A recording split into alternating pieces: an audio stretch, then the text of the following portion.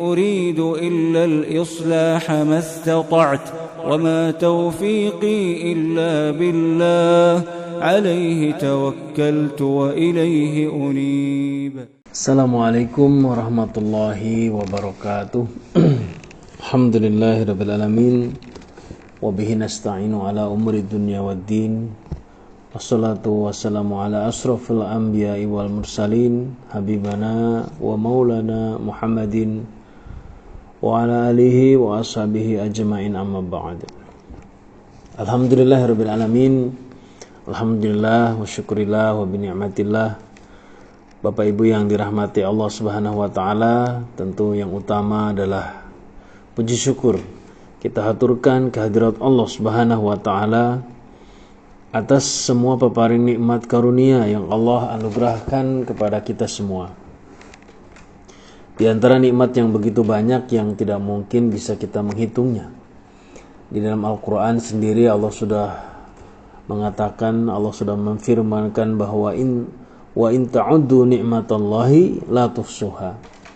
Jadi jika kalian berusaha untuk menghitung nikmatnya Allah, niscaya tidak akan pernah bisa. Saking banyaknya nikmat Allah tersebut yang Allah anugerahkan kepada kita. Tanpa nikmat Allah tentu kita tidak bisa berbuat apa-apa, Bapak Ibu.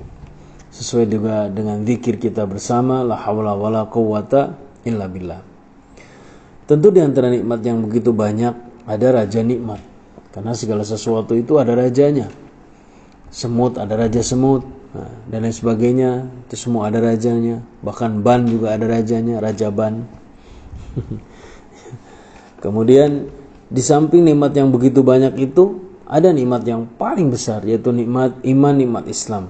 Nikmat bisa menetapi agama Islam dan bisa mengkaji Al-Quran maupun Al-Hadis sebagai petunjuk pedoman hidupnya orang Islam. Karena dengan manusia diberi nikmat iman, nikmat Islam, berarti betul-betul dia diberi nikmat yang begitu besar oleh Allah. Innallaha yu'tid dunya ma yuhibbu wa man la yuhibbu wa la yu'tid dina illa liman ahabbah. Faman a'tahu Allahu din faqad ahabbah. Jadi Allah itu memberi nikmat itu, nikmat dunia kepada orang yang Allah cintai ataupun tidak Allah cintai. Nikmat dunia Bapak Ibu semua diberi.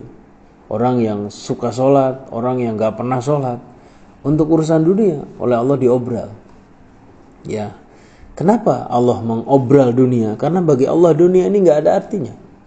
Lau kanatid dunya akbar indallah janaha ba'udah, ya, ma sabaqat kafil surbatal ma dalam hadis. Andai kata bagi Allah dunia ini berharga seperti berharganya satu sayap nyamuk. Satu sayap nyamuk itu kan sangat tidak berharga. Tapi kalaupun dunia itu oleh Allah dihargai seperti itu, sesayap nyamuk, ya kan, harganya di sisi Allah sesayap nyamuk, maka orang kafir oleh Allah tidak akan diberi satu teguk pun air minum. Kenapa orang kafir oleh Allah bukan hanya dikasih satu gelas air minum, bahkan mereka mungkin punya perusahaan air minum, walau alam, ya kan? Kenapa? Karena memang dunia ini tidak ada harganya bagi Allah, tidak ada artinya bagi Allah. Pernah suatu ketika Bapak Ibu, Rasulullah Sallallahu Alaihi Wasallam berjalan bersama sahabatnya, lalu Nabi menjumpai ada bangkai kambing.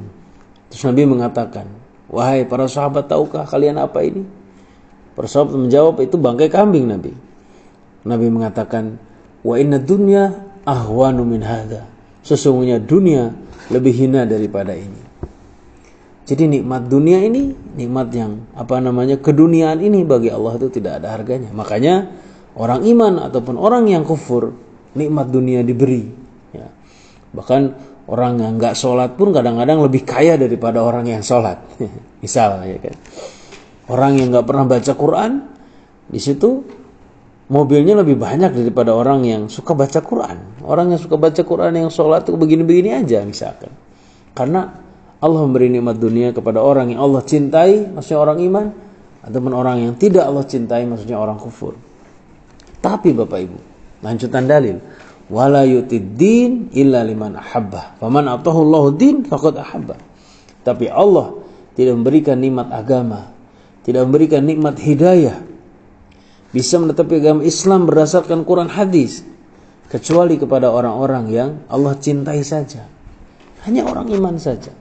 Dan barang siapa orang yang diberi nikmat agama oleh Allah, prakteknya dia bisa menetapi agama Islam dengan cara konsekuen, dia juga bisa menetapi Quran hadis, berarti orang itu sungguh dicintai oleh Allah. Jadi percayalah Bapak Ibu, ketika kita dijadikan orang Islam dan kita bisa mengkaji Quran hadis dan mempraktekkan Quran hadis, percayalah, yakinlah bahwa kita adalah orang-orang yang sangat dicintai oleh Allah. Kenapa? Karena Allah akan memberikan kita nikmat agama yang akan berharga nanti di akhirat, yaitu surga insyaallah. Yang kedua, salawat dan juga salam semoga selalu dicurahkan kepada junjungan kita baginda agung Rasulullah sallallahu alaihi wasallam, yang dengan diutusnya beliau ke dunia, jahiliyah pun menjadi hilang. Gak ada alam jahiliyah lagi. Gelap gulita menjadi bercahaya karena diutusnya Rasulullah sallallahu alaihi wasallam. Beliau diutus di saat manusia berada dalam kegelapan jahiliyah, berada di dalam kemusyrikan yang luar biasa di Makkah waktu itu. Tapi Rasulullah turun di situ, diutus oleh Allah, ya kan, dengan membawa risalah Allah. Ya, di situ hilanglah jahiliyah, hilanglah alam jahiliyah, menjadi alam cahaya, penuh dengan ilmu, penuh dengan keberkahan. Juga perjuangan Rasulullah dibantu oleh keluarga Rasul, ahli bait Rasulullah sallallahu alaihi wasallam, dibantu juga para sahabat, para tabi'in, tabi'in, wa man tabi'ahum bi ihsanin ila yaumiddin, wa man sara ala nahjihi ila yaumiddin. Orang-orang yang berjuang di jalan Allah, di jalan Rasul, mereka juga adalah orang-orang yang patut kita syukuri karena kesungguhannya, karena kemujtahidannya di dalam menyebarluaskan agama Islam ini sampai juga kepada kita. Disyukuri dengan doa syukur, jazahumullahu khairah. Juga kami tidak lupa bersyukur kepada Bapak Ibu yang alhamdulillah kemarin sudah mampir ke channel kami, channel yang baru kami buat. Sebetulnya channel ini sudah lama saya rencanakan, namun karena satu dan lain hal ternyata belum juga Allah mengqadar. Nah, sebetulnya channel ini kami buat untuk salah satu bisa dibilang kawan kami, atau bisa dibilang juga murid kami, saudari kami, Ibu Mungki yang ada di Amerika, ya kan, yang beliau selalu bertanya masalah hukum kepada kami. Ya, kebetulan kalau kami bisa, ya kami sampaikan hukumnya dengan ilmu kami yang sedikit ini. Ya, nah, mudah-mudahan channel ini bisa bermanfaat untuk beliau dan umumnya untuk Bapak Ibu semua yang kebetulan mampir atau Allah mengkodarkan untuk mampir, untuk masuk, bukan terperangkap ya Bapak Ibu ya, untuk masuk ke channel kami ini. Ya tentu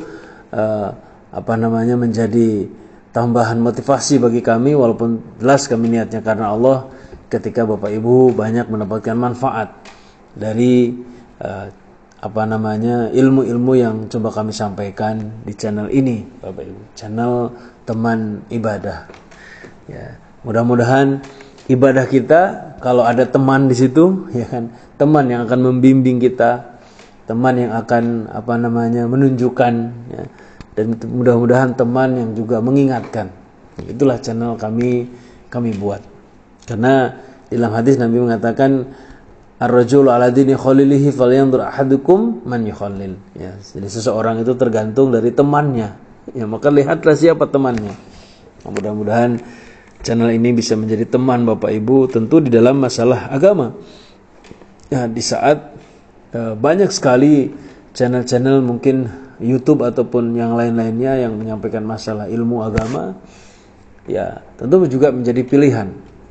Dan tentu kami berusaha apa yang kami sampaikan ini tentu berdasarkan dari Al-Quran maupun Al-Hadis sesuai dengan ilmu yang kami pelajari. Karena Bapak Ibu, ketika kami menyampaikan sesuatu di luar Quran hadis tentu adalah ancamannya berat bagi kami. Ya, ancamannya berat ya, karena menyampaikan sesuatu di luar amanah dari Allah Rasul. Maka sekali lagi Bapak Ibu yang kemarin sudah mampir ke channel kami ataupun sekarang mengikuti channel ini, menonton channel ini. Kami syukuri dengan doa syukur, jazakumullahu khairah. Barangkali Bapak Ibu mau like, komen atau subscribe ya, kami juga persilahkan. Ya, mudah-mudahan sekali lagi channel ini bisa menjadi teman di dalam Bapak Ibu beribadah. Kemudian yang selanjutnya Bapak Ibu, insya Allah pembahasan di malam hari ini, saya kebetulan tag videonya ini malam ya. Kalau yang kemarin pagi, sekarang malam. Jadi kita sekarang ini hanya sebentar saja, insya Allah ngobrol santai saja, bukan ngobrol ya, menyampaikan sesuatu secara santai saja. Jadi saya tertarik untuk melanjutkan bahasan di channel atau di video sebelumnya. Nah, waktu video kemarin saya coba untuk menjelaskan di dalam surat Al-Mu'minun, ya kan, ayat awal-awal di situ Allah mengatakan qad aflahal mu'minun alladzina hum fi sholatihim khashi'un. Sungguh beruntung orang iman, yaitu orang yang bisa netepi agama Islam dan juga bisa masuk surga. Ya, siapa mereka? Yang pertama, kriteria dari Allah yang disebut orang iman itu adalah orang yang sholatnya itu khusyuk. Nah, kemarin saya insya Allah menjelaskan mengenai apa itu khusyuk di dalam sholat. Nah, maka dalam kesempatan kali ini saya ingin menjelaskan tentang 3 hal lain yang berhubungan dengan masalah sholat. Yaitu yang pertama, sholat ini harus di dalam waktunya. Yang kedua, sholat ini harus fasih ucapannya, ya, doanya, dan ya semua kalimat-kalimat yang dibaca di dalam sholat. Yang ketiga adalah harus tumaninah. Itu Bapak Ibu. Insya Allah channel kali ini tidak terlalu lama. Kalau kemarin 1 jam, mungkin sekarang ya hanya setengah jaman insya Allah Bapak Ibu ya. Namun tentunya bagi Bapak Ibu yang akan bertanya mengenai apa yang kami bahas atau mungkin bahasan lain, boleh silakan langsung saja komen di comment section di bawah apa yang ingin ditanyakan atau ingin diperjelas, ingin diperdalam, atau mungkin bahasan lain. Kita akan coba sampaikan di kesempatan yang lain insyaallah Bapak Ibu. Tentu dengan ilmu-ilmu yang kami ketahui, yang kami sudah kaji dari Al-Qur'an maupun As-Sunnah. Baik Bapak Ibu, bismillahirrahmanirrahim. Ketika kita berbicara mengenai sholat, maka ini adalah sesuatu yang sangat penting tentu Bapak Ibu. Kemarin sudah saya sampaikan betapa pentingnya sholat itu.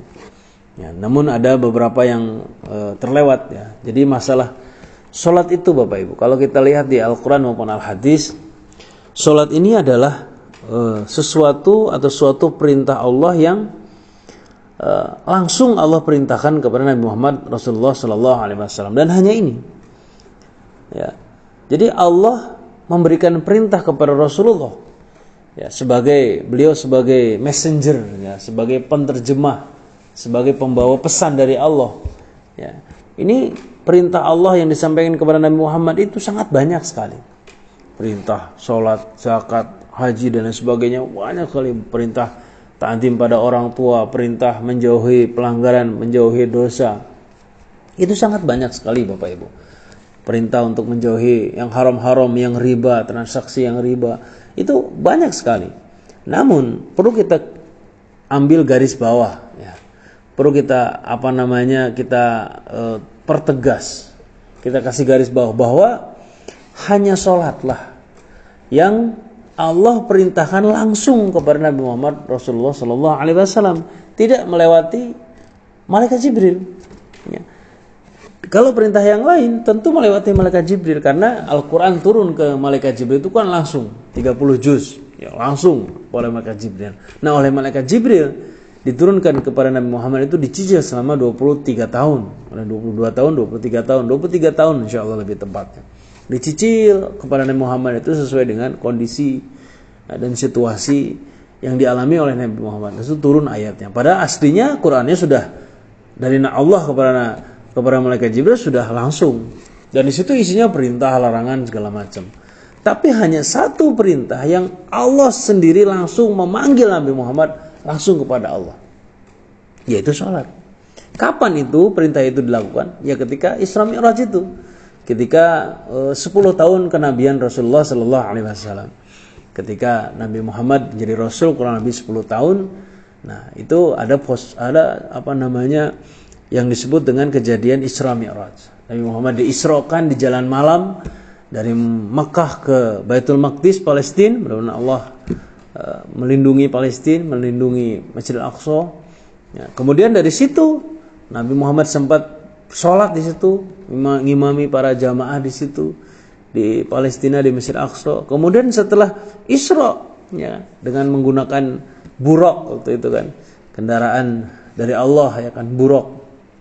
Karena sangat cepat sekali, kalau dari aslinya dari Arab ke Palestina kan sangat jauh, ya kan. Ini sangat cepat sekali. Kemudian Nabi dimi'rajkan dari Masjid Aqsa, Nabi diangkat ke langit. Ketika perjalanan diangkat ke langit itu Nabi bertemu dengan para nabi, Nabi Adam, Nabi Musa, Nabi Nuh, dan terusnya sampai Nabi Ibrahim, Nabi Musa. Ya, terakhir Nabi bertemu dengan Allah. Kan di situ juga ada kejadian Nabi diperlihatkan surga, Nabi diperlihatkan neraka. Salah satunya kan Nabi pernah mengatakan uritun nar faida aksar ahliha an-nisa, ya kan. Nabi mengatakan saya diperlihatkan neraka, ternyata mayoritas penghuninya adalah perempuan. Nah, nanti kita bahas lagi di kesempatan yang lain kenapa, ya kan, perempuan ini menjadi mayoritas penghuni neraka, ya kan. Alhamdulillah menjalik. Itu Nabi bisa melihat begitu ya ketika Isra Mi'raj itu. Ketika Mi'raj itu, karena Nabi diangkat oleh Allah ke langit. Ya. Nah, setelah Nabi melihat surga neraka, Nabi menghadap kepada Allah. Nah, di situ Allah memberikan kewajiban pertama kepada Nabi Muhammad Rasulullah sallallahu alaihi wasallam, yaitu salat. Nah, jadi kalau mungkin ada Bapak Ibu yang bertanya, selama 10 tahun ini ngapain aja? Selama 10 tahun ini ya Nabi hanya memerintahkan orang kepada tauhid, ya, meninggalkan berhala. Ya kan, di dalam surat Al-Mudaththir itu kan, ya ayyuhal mudaththir qum fa'andzir wa rabbaka fakabbir wa siyabaka fatahhir warrujza fahjur wala tamnun tastakthir, dan seterusnya itu. Wali rabbika fakbir, dan seterusnya itu. Fasbir. Jadi hanya diperintahkan untuk menghancurkan berhala, ya kan, untuk mensucikan kepada Allah, tauhid kepada Allah. Tapi di tahun 10 kenabian inilah barulah sholat oleh Allah diperintahkan. Awal mulanya sholat diperintahkan oleh Allah kepada Nabi Muhammad 50 waktu itu. Ya kan? Di dalam cerita yang panjangnya itu kan Nabi Muhammad turun dari situ dicegat oleh Nabi Musa. Wahai saudaraku, wahai Muhammad, apa yang Allah perintahkan padamu? Ya, kata Nabi Muhammad, aku diperintahkan oleh Allah untuk mengerjakan sholat 50 sholat. Kata Nabi Musa, ayo balik lagi ke atas, nego lagi pada Allah. Ya, nego lagi pada Allah. Gak kuat umatmu mengerjakan sholat 50 waktu. Bayangkan Bapak Ibu, 50 waktu berarti waktu kita 24 jam, 1 jam mengerjakan sholat 2 kali. Ya kalau maghrib, isya, siang mungkin gak masalah. Tapi kalau jam 1 malam kita sholat 2 kali, ya kan? Jam 2 malam kita sholat 2 kali. Nah itu mungkin ada rempong ya Bapak Ibu ya. Sehingga Nabi Muhammad juga berpikir, oh iya, Nabi Musa ini seperti ini. Akhirnya walaupun dengan berat hati dan malu, Nabi Muhammad menghadap kepada Allah minta diskon. Kasarnya begitu. Ya Allah, umatku enggak akan kuat kalau 50 waktu. Terus Allah mengatakan, ya sudah kalau begitu setengahnya, 25 waktu sholat. Nabi Muhammad turun lagi ke bawah. Setelah di bawah dicegat lagi oleh Nabi Musa. Nabi Musa tetap mengatakan, umatmu enggak akan kuat sholat 25 waktu, ya 25 kali dalam 24 jam. 1 jam 1 kali sholat, ya kan? Jam 1 sholat, jam 2 sholat, jam 3 sholat. Itu Nabi Muhammad, ya udah kalau begitu saya nego lagi kepada Allah. Nego lagi kepada Allah, akhirnya Allah memutuskan terakhir itu setelah nego, ya kan? Allah mewajibkan 5 waktu sholat dan pahalanya sama dengan 50 waktu sholat. Ketika Nabi Muhammad turun lagi ke bawah, oleh Nabi Musa masih dicegat lagi. Nabi Musa mengatakan, berapa sekarang? Allah mewajibkan sholat 5 waktu, kata Nabi Muhammad. Nabi Musa mengatakan, nego lagi pada Allah, umatmu gak akan kuat mengerjakan sholat 5 waktu. Terus Nabi Muhammad mengatakan, udahlah saya sudah malu bolak-balik kepada Allah, ya kan, sudahlah 5 waktu sholat ini. Ya, ternyata alhamdulillah lah, itulah 5 waktu sholat yang menjadi akhir keputusan dari Allah, kewajiban pertama yang Allah wajibkan kepada umat Nabi Muhammad Rasulullah sallallahu alaihi wasallam. Tapi kalau kita telah lagi Bapak Ibu, ternyata apa yang dikatakan oleh Nabi Musa juga tidak salah-salah juga, ya kan. Ternyata memang banyak sekali umat Nabi Muhammad yang tidak bisa mengerjakan walaupun hanya 5 waktu, ya. Bisa kita bayangkan kalau Waktu itu Al-Nabi tidak nego, ya kan, 25 waktu sholat atau 50 waktu sholat, tambah banyak orang yang tidak bisa mengerjakannya. Namun karena itu sudah jadi, ya inilah kewajiban kita, yaitu mengerjakan sholat 5 waktu dalam 24 jam. Itu yang pertama. Yang pertama, sejarah sholat itu seperti itu.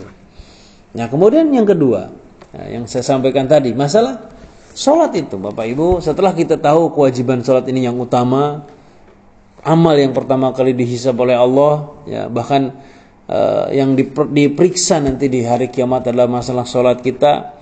Nah, ada beberapa hal yang harus kita perhatikan di dalam sholat kita. Yang pertama, Bapak Ibu, adalah masalah waktu.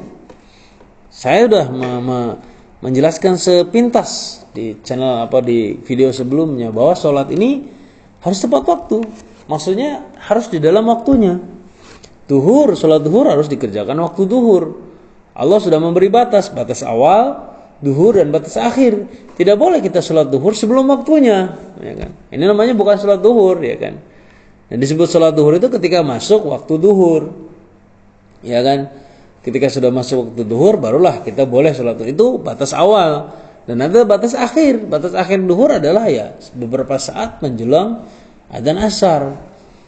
Nah, maka itu kan waktu yang lama itu. Duhur sampai asar itu kan waktu yang lama. Maka manusia itu harus mengerjakan sholat di dalam waktu itu, di dalam waktu di antara batas awal dan batas akhir. Bahkan yang lebih baiknya tentu yang awal waktu. Ya. Al awalu fal awal. Ya, makin awalnya makin baik sholat. Yang dikerjakan lebih awal lebih baik. Mungkin ada orang yang beralasan karena dia sudah pernah ngaji hadis. Nabi pernah mengatakan abridu, ya kan, dinginkanlah waktu duhur, ya, karena panasnya siang itu seperti uapnya jahanam, kata Nabi Muhammad. Ya itu kalau memang Nabi waktu itu kan mengerjakan sholatnya di masjid yang notabene belum ada atapnya, yang lantainya juga masih pasir, sehingga ya panas, gitu kan. Makanya Nabi mengatakan, ayo dinginkan dulu, tunda dulu duhurnya beberapa jam sampai matahari agak dingin. Itu karena keadaannya begitu. Nah sekarang pertanyaannya kita. Kalau kita kan sama aja, mau duhur jam 12, mau duhur jam 1, jam 2, sama. Untuk kondisi cuacanya maksudnya, karena kita kerjakan di rumah. Yang mungkin ada AC, yang mungkin ada atapnya. Jadi, menunda waktu duhur dengan alasan hadis tadi tidak relevan sekarang ini. Tidak relevan. Tapi yang paling baik tentu al-awal fal-awal. Sholat yang lebih awal lebih baik. Nah itu Bapak Ibu. Maka kerjakanlah sholat itu di dalam waktunya, karena inna sholata kanat 'alal mu'minin kitaban mauquta. Jadi sholat ini bagi orang iman sudah ditentukan waktunya, nggak seenaknya gitu loh. Nggak bisa seenaknya Bapak Ibu. Ya kan, sholat duhur di waktu asar atau di waktu maghrib, atau sholat maghrib di waktu isya, nggak bisa seenaknya, harus dikerjakan di waktunya, tidak boleh di luar waktunya. Nah sekarang ada pertanyaan, bagaimana kalau ada orang yang keadaan kondisinya darurat, misalkan di dalam perjalanan, kemudian tahu-tahu di situ macet jalannya sehingga tidak bisa sholat sampai ke tempat tujuannya sudah di luar waktu. Bagaimana caranya? Maka sebagian para ulama sepakat bahwa sholatlah di kendaraan.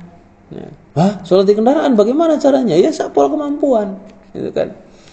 Kalau di situ kendaraannya kendaraan umum, misalkan bus umum, atau kereta api, atau pesawat, yang hitungan kita itu nanti kalau kita sampai di sana sudah di luar waktu.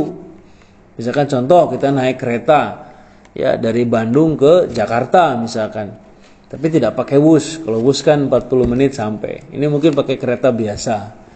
Kita berangkat jam 11:30 keretanya, atau jam 11. Sampai Jakarta ini misal ya. Sampai Jakarta mungkin jam 4 misalkan. Sampai Jakarta jam 4. Wah ini bagaimana? Apakah nanti sholatnya sudah sampai Jakarta? Pertanyaannya, iya kalau sampai. Kalau tidak, iya kan? Berarti meninggal dalam keadaan meninggalkan sholat. Maka apa yang harus dikerjakan? Sholatlah di kereta, sholatlah di kendaraan. Ya kan? Bagaimana caranya? Ya caranya ya sepol kemampuan, dengan duduk, takbirnya ya Allahu Akbar. Nanti rukunya begini, nanti sujudnya ya begini aja bungkuk, tidak perlu sujud karena mungkin sholatnya di kursinya. Tapi biasanya sekarang kan di kereta pun sudah ada musolanya. Airnya cukup. Gimana kalau airnya kurang? Bisa tayamum. ya. Pakai debu yang ada di kaca, bisa di situ sholat. Ya, bagaimana kalau badannya najis, celananya najis, nggak masalah.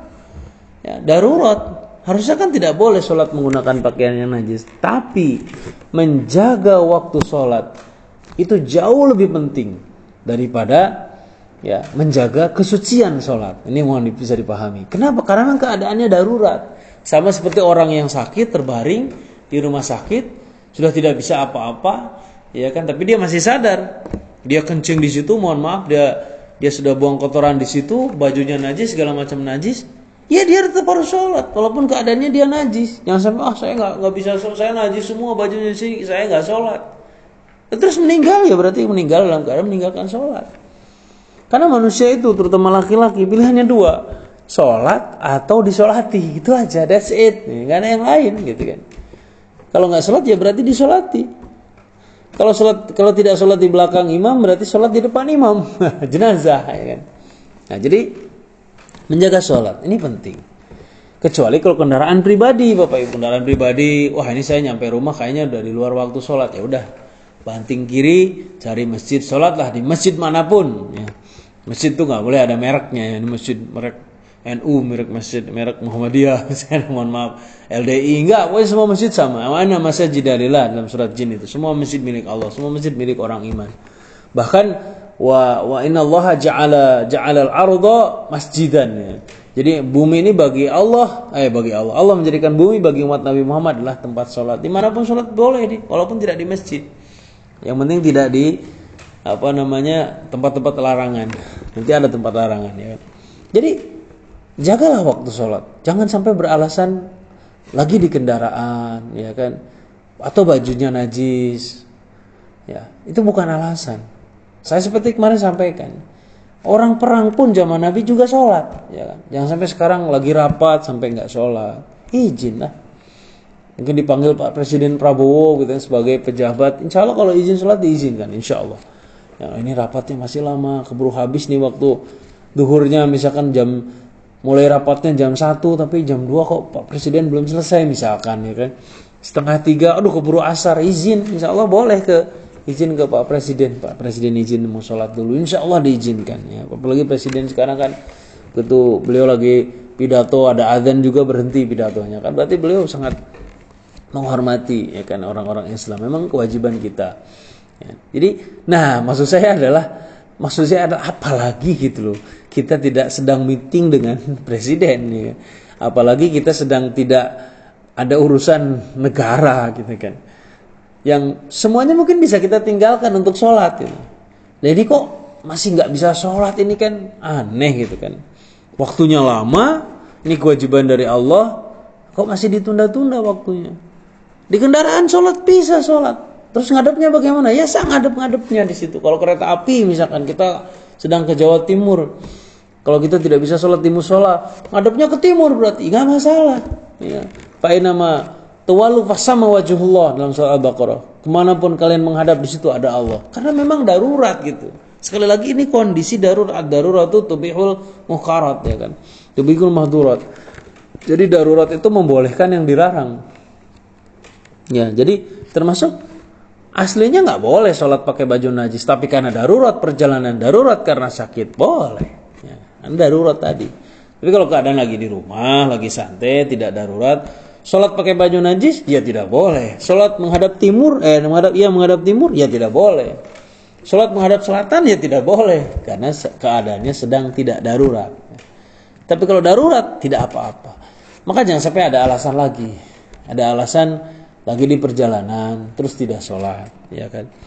Atau ada yang berpikir begini, nanti aja saya kalau sudah sampai baru dibayar sholatnya. Itu tadi pertanyaan saya. Iya kalau sampai, kalau tidak, saya tidak mendoakan kecelakaan, tapi namanya orang kan, namanya perjalanan. Di Indonesia itu kan dimana-mana seperti balapan, di tol balap, di jalan kecil saja balapan, nggak mau disalip itu. Ya, mungkin bisa terjadi kecelakaan. Kalau keadaannya begitu berarti belum sholat. Ada lagi yang nanya, Ustaz, apakah nanti perlu dibayar sholat lagi di rumah? Ya nggak perlu, karena kan sudah sholat di kendaraan. Apakah sah sholat di kendaraan itu? Sah, ya kan? Sah. Karena apa, Bapak Ibu? Karena sekali lagi menjaga waktu sholat bisa mengerjakan sholat di dalam waktunya itu jauh lebih wajib daripada yang lain-lainnya. Daripada menjaga kesuciannya, daripada menghadapnya, daripada sempurna atau tidaknya takbir ataupun gerakannya, itu nomor sekian. Yang lebih utama adalah sholat di dalam waktunya. Itu yang pertama. Yang kedua, khusyuk tadi sudah kita skip yang khusyuk karena bahasan video sebelumnya masalah khusyuk. Yang sekarang adalah masalah fase, Bapak Ibu. Jadi yang ketiga, di dalam sholat itu, yang pertama sholat di dalam waktunya, yang kedua sholat itu harus khusyuk, yang ketiga sholat itu harus fasih di dalam kita melafalkannya. Karena di dalam Al-Quran, Bapak Ibu, ataupun Al-Hadis, perbedaan pelafalan doa ataupun zikir akan menjadi arti yang berbeda. Contoh dalam Al-Quran, فَإِنَّهُمْ يَعْلَمُونَ كَمَا تَعْلَمُونَ وَتَرْجُونَ مِنَ اللَّهِ مَا لَا يَرْجُونَ. Di situ ada kalimat وَتَعْلَمُونَ بِالْهَمْجَةِ dengan hamjah. Dengan wa ta'lamuna bil ain itu artinya sangat jauh berbeda. Wa ta'lamun itu dalam Al-Qur'an pakai ain artinya dan mereka mengetahui. Wa ta'lamun wa a'lamuna ma ta'lamun, kamu mengetahui mereka mengetahui. Tapi kalau dengan ta wa ta'lamun ya wa ta'lam bil hamzah itu maknanya luka ya. Wa ya'lamuna kama ta'lamun dan kamu terluka seperti juga mereka terluka. Nah, jadi jauh sekali antara dengan mengetahui dengan terluka beda. Wa qala Rasulullah qanya satu alif dengan wa qalla Rasulullah beda. Wa qala Allah berfirman Allah. Tapi kalau wa qalla Allah sedikit Allah. Nah, karena lamnya qafnya ditasdid ke lam jadi wa qalla. Qalla itu maknanya sedikit ya. Jadi sedikit Allah kok sedikit ya. Nah, ini jadi makanya di dalam sholat, apalagi sholat itu berisi dengan bab zikir, doa dan bacaan Al-Quran, maka harus fasih dalam melafalkannya. Takbir pun harus betul. Allahu Akbar. Ada seorang murid saya yang Allahu Akbar itu tidak bisa, dia Allahu Akbar. Saya bilang, Pak, bukan Allah, tapi Allah. Jadi lidahnya di sini.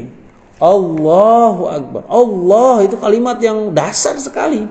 Tapi beliau masih saja Allah. Tahsin ini kan. Saya ini keliru. Allah ini apa? Atau ada juga yang Allah juga keliru. Yang betul adalah Allah. Allahu Akbar. Ya kan? Itu baru takbir saja, Pak Ibu. Terus Allahu Akbar, bar itu ya bar gitu. Yang Allahu Akbar juga keliru. Kemudian juga di dalam baca doanya Allahu Akbar kabira walhamdulillahi katsira wa subhanallahi bukrata wa asila, doa iftitah kita. Ya, itu juga harus fase, pelan, santai. Ya, kemudian ta'awudz basmalah, a'udzubillahi minasyaitonir rajim. Bismillahirrahmanirrahim. Itu walaupun kita samar tetap tajwidnya, makhrajnya harus betul. Ya.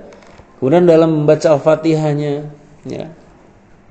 Alhamdulillahi rabbil alamin arrahmanir rahim maliki yaumiddin. Jadi walaupun lagi ya kan. Walaupun di situ sir atau sholat sendiri, tetap ya bacaannya betul. Alhamdulillahi rabbil alamin arrahmanir rahim. Terutama Al-Fatihah. Karena di dalam Al-Hadis itu kan orang yang sholat tapi tidak baca Fatihah itu tidak sempurna sholatnya, tidak sah sholatnya, bahkan tidak sah sholatnya. Kalau orang sholat tidak baca Fatihah, ya kan, tidak sah sholatnya. Karena Fatihah harus betul dalam baca Fatihah sampai selesai. Ghairil maghdubi alaihim waladdallin. Amin. Kemudian surat-surat pendek. Kalau enggak hafal surat pendek yang lain, tabbat yada abi lahabin wa tabbat yada abi lahabin wa tabbat yada. Kok enggak beres-beres ya? Nah, mungkin karena enggak hafal ya kan. Maka enggak usah tabbat yada. Ya kulhu saja. Qul huwallahu ahad. Allahus samad. Bahkan sahabat Nabi itu ada Bapak Ibu yang tiap sholat membaca Al-Ikhlas, ya kan?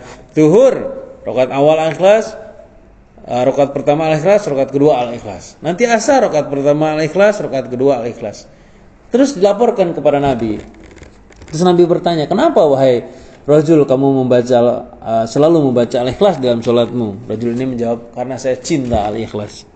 Apa jawaban Rasul? Kamu akan masuk surga bersama yang kamu cintai, kata Nabi begitu. Jadi Al-Ikhlas itu akan membawa dia masuk surga. Iya kan? Ya nggak apa-apa umpama Al-Ikhlas terus, tapi betul daripada Al-Ikhlas dengan Anas tapi pas Anasnya salah misalkan.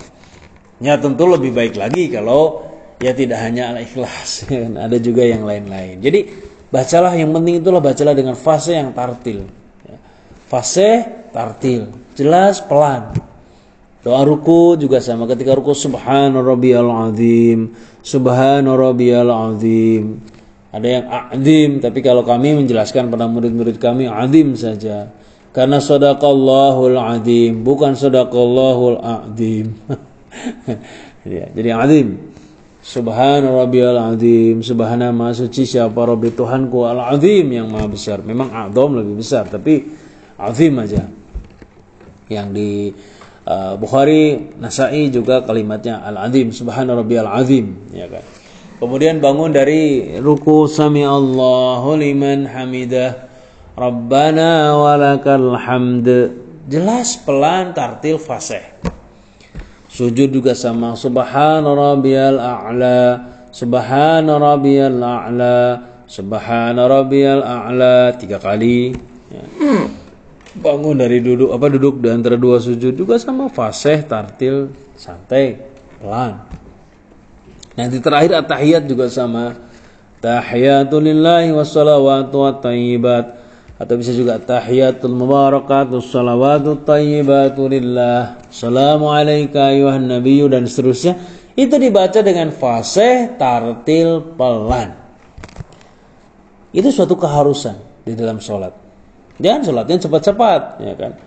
Bismillahirrahmanirrahim, maliki yaumiddin. Ada sholat yang hanya dikerjakan beberapa menit saja misalkan. Nah, itu di luar ilmu saya itu, insyaallah saya belum dan saya juga tidak berhak untuk menilai. Yang penting yang saya pahami, sholat itu harus pelan, tartil, fasih, jelas. Itu yang masalah fas. Yang ketiga masalah tumakninah. Keempat ya, tumakninah. Di tumakninah itu kemarin juga saya sudah highlight sedikit. Tumakninah itu adalah tenang. Ya. Jadi ada jeda di antara doa dan gerakan. Itu namanya tumakninah. Ya, hatta tatma'inna raki'an, hatta tatma'inna sajidan. Nabi mengatakan begitu. Hatta tatma'inna qa'iman. Jadi sampai kamu tenang ruku, kamu tenang sujud, kamu tenang berdiri, baru baca doa. Jadi jangan sampai misalkan ruku masih di jalan sudah Allahu Akbar, baru gini sudah subhanallahil azim, subhanallahil azim. Itu baru, tapi tenang dulu lah, rasakan dulu posisi ruku kita ini. Rasakan dulu posisi sujud kita ini. Tenang, posisinya sudah pas, baru baca doa subhana rabbiyal a'la, subhana rabbiyal a'la. Ya kan? Bangun dari ruku misalkan Allah, sami Allahu liman hamidah, Rabbana tenang, berdiri dulu baru Rabbana walakal hamd. Jadi selalu ada ketenangan di situ. Ya. Makanya ketika orang itu sholatnya tenang, tumakninah, dia menjadi di dalam surat Fajar itu kan, ya ayuhan nafsul mutmainnah, wahai jiwa-jiwa yang tenang, irji'i ila rabbiki radiyatan mardiyah, fadkhuli fi ibadi wadkhuli jannati. Kalian bisa menangis kalau mau baca ayat surat Fajar itu. Wahai jiwa-jiwa yang tenang, kata Allah. Nah, mutmainnah, ini jiwa yang tenang ini timbul karena dia sering tumakninah gitu. Karena dia dengan biasanya dia tumakninah, tenang menjadi jiwa yang tenang. Jadi jiwa yang tenang itu terbentuk bukan karena ketenangan hanya ketika dapat musibah saja, tapi ketika dia sholat pun dia tenang. Dia nikmati sholatnya kepada Allah. Dia tenang, dia tumakninah, dia santai. Dia fokus. Inilah jiwa yang tenang. Ya ayuhan nafsul mutmainnah irji'i ila rabbiki radiyatan mardiyah. Masya Allah. Kembalilah kamu kepadaku, kepada Allah, radiyatan mardiyah, dengan diridhoi dan Allah juga ridho. Fadkhuli fi ibadi wadkhuli jannati. masuklah ke dalam golongan hambaku yang soleh, masuklah ke dalam surgaku. Masya Allah, Allah mengatakan begitu. Ayo sini jiwa-jiwa yang tenang, masuk surga, masuk ke dalam golongan hambaku yang soleh, masuk ke dalam surgaku. Dipanggil sebagai jiwa yang tenang, nafsul mutmainnah. Siapa itu? Ya itu salah satunya. Mereka adalah orang-orang yang selalu mendapatkan ketenangan di dalam ibadahnya. Orang Sunda mengatakan tidak gurung gusuh, ya kan? Tidak rurusuhan dalam sholatnya, tapi betul-betul tumanina, tenang, santai-santai gitu. Mau kemana sih? Ya kan? Kita ketemu Rob kita. Dalam hadis Nabi mengatakan barang siapa ingin berbicara kepada Allah maka sholatlah. Sholat ini adalah bicara kita dengan Allah. Ini kita bicara dengan Allah, tentu masa rusuhan ya. Kita sedang melaporkan kebutuhan kita kepada Allah. Iyyaka na'budu wa iyyaka nasta'in. Ya Allah, kepadamu aku menyembah, kepadamu aku minta perlindungan. Kita sedang minta tolong pada Allah, ya kan? Ihdinas siratal mustaqim. Tentu kita ingin berlama-lama dengan orang yang kita cintai. Kita ingin berlama-lama dengan zat yang memberikan kita semuanya ini yang kita dapatkan, rezeki kita, umur kita, keluarga kita, semua yang kita miliki, yang kita sayang ini semuanya dari Allah. Beliau zat itulah yang memberi kepada kita semuanya. Nah, kita sedang berbicara dengan beliau, kita sedang berhadapan dengan beliau, masa kita ingin segera pergi meninggalkan Allah? Kan enggak tentu. Misalkan kita diundang oleh Pak Lurah, misalkan, enggak usahlah Pak Prabowo sedang sibuk mungkin ya mengurusi negara. Ada Pak Lurah, kita diundang Pak Lurah misalkan. Kita juga kebetulan ada keperluan kepada Pak Lurah. Ketika ketemu Pak Lurah kan kita akan tenang gitu kan. Berbicara dengan pelan, dengan jelas, Pak Lurah ini mohon maaf nih saya ada keperluan Pak Lurah. Saya mau bantuan Pak Lurah. Saya mau bantuan beras misalkan ya kan, karena kita meminta bantuan kepada Pak Lurah kan pasti disampaikan dengan tenang, dengan jelas. Mungkin Pak Lurahnya yang sibuk, yang cepet-cepet ya. Tapi Allah Bapak Ibu itu meluangkan waktunya untuk kita. Kok kitanya yang ngerusuhan, kok kita yang cepat-cepat mau kemana? Nih jadi ya tumanina lah di situ, ya kan? Jadi tumanina, ketenangan itu akan menjadi nafsul mutmainnah, akan menjadi diri yang nanti tenang dan akan dipanggil oleh Allah masuk ke dalam golongan ibadah hambanya yang soleh, masuk ke dalam surganya. Fadkhuli fi ibadi wadkhuli jannati. Maka jadilah manusia yang menjadi nafsul mutmainnah tadi, yang terbentuk oleh kebiasaan dalam beribadahnya selalu tenang. Kalau sholatnya tenang, dalam beribadah pun tenang, doa pun tenang, maka dalam kehidupan sehari-hari juga akan timbul ketenangan dalam hatinya. Hatinya tenang, tidak gerusa-gerusu, sehingga permasalahan itu bisa dia putuskan dengan tenangnya dirinya dia. Orang yang tenang itu dalam memutuskan juga akan cemerlang, akan jelas, akan ide-idenya akan bagus karena tenang. Beda dengan orang gerusa-gerusu riwa gitu kan. Mungkin juga karena sholatnya terlalu cepat, gerusa-gerusu ya kan. Sehingga dalam kebawa dengan kesehariannya dia, apa-apa jadi gerusa-gerusu. Akhirnya keputusannya bisa keliru, bisa disalah dan lain sebagainya. Maka gunakan momen sholat ini menjadi juga perubahan bagi kehidupan kita selanjutnya, ya kan? Maksudnya dengan kita sholatnya tenang akan menjadi membuat hidup kita akan juga menjadi tenang. Mungkin juga selama ini kita sering galau, sering susah, mungkin karena sholatnya kurang tenang, ya kan kayaknya. Ya, sehingga menjadi jiwa yang tidak tenang, gitu kan? Sehingga tidak menjadi jiwa yang mutmainnah, nafsul mutmainnah. Karena jiwa yang tenang itu juga tadi seringnya dia tumaninah dalam sholatnya. Baik Bapak Ibu, insyaallah bahasan ringan, mungkin ringan tapi berat ya sedihnya. Ini masalah sholat. 4 hal, kita resume lagi 4 hal yang perlu kita perhatikan dalam sholat. Yang pertama, waktu sholat, harus sholat dikerjakan dalam waktunya. Yang kedua, khusyuk sholat, sudah kita bahas di video sebelumnya. Boleh nanti dilihat linknya di mana, kanan apa kiri apa di bawah ya. Bisa diklik saja. Kemudian juga yang ketiga, harus fasih, sholatnya itu tartil dan juga pelan-pelan dalam mengucapkannya. Terus yang keempat, sholatnya harus tumaninah, ya harus tenang ya kan, sehingga nanti insya Allah hidup kita juga akan semakin tenang, tidak lagi galau, tidak lagi susah, tidak lagi apalagi sampai stres dan bermindalik ya. Kita perbaiki dulu dari sholatnya aja dulu, ya kan, dari sesuatu yang kita kerjakan setiap hari. Mungkin ketenangan itu akan kita dapatkan ketika kita sholatnya juga tenang, doanya nanti tenang. Baik Bapak Ibu, insya Allah itu saja yang bisa saya sampaikan di video yang kedua ini, itu video masih seputar masalah sholat.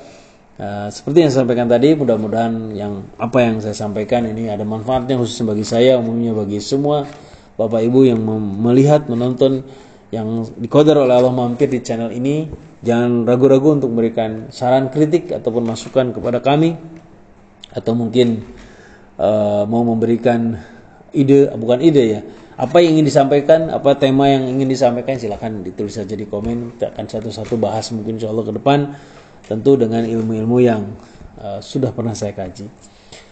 Bagi Bapak Ibu yang tentu ilmunya sudah banyak, saya tidak niat menggurui, tidak niat untuk menguyahi segoro kalau kata orang Jawa, tapi kita sama-sama menders saja, kita refresh, ya kan. Tentu mungkin ilmu Bapak Ibu lebih banyak dari saya, ya kita hanya sedikit sharing saja, mudah-mudahan ada manfaatnya Bapak Ibu ya. Sekali lagi, mohon maaf, saya Muhammad Nur, pamit, jazakumullah khairah. Allahumma ajil sadri wal had ila rasad. Assalamualaikum warahmatullahi wabarakatuh. إن أريد إلا الإصلاح ما استطعت وما توفيقي إلا بالله.